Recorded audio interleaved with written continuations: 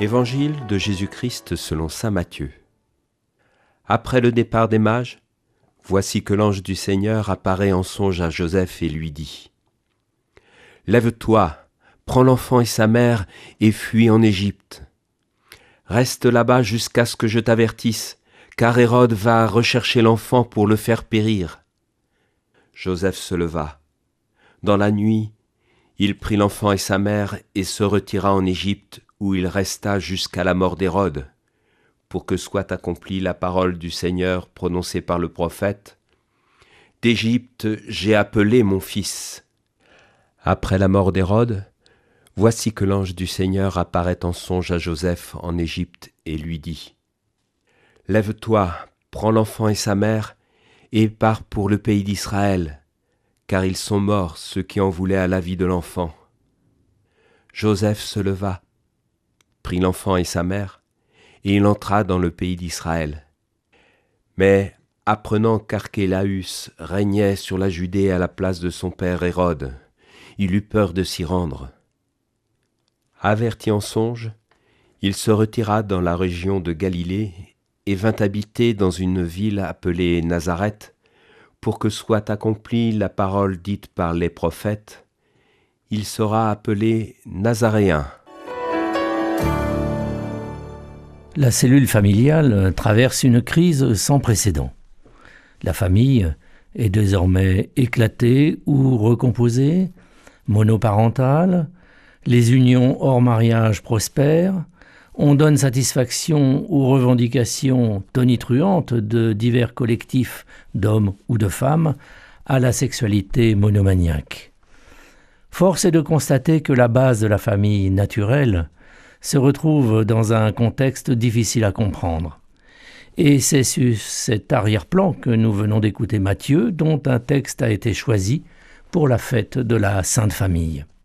Mais direz-vous, la Sainte Famille, c'est une famille exceptionnelle. Alors, regardons-la pour comprendre une des leçons qu'elle nous donne aujourd'hui. Cette leçon, c'est une invitation à une confiance totale dans la parole de Dieu. Joseph fait exactement ce que l'ange lui demande, et pas une seule fois.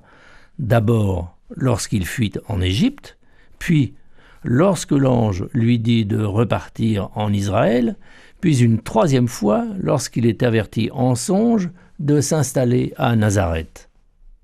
Malgré nos doutes, nos renoncements, notre foi qui parfois est vacillante, Matthieu nous montre que nous devons faire seulement la volonté du Seigneur.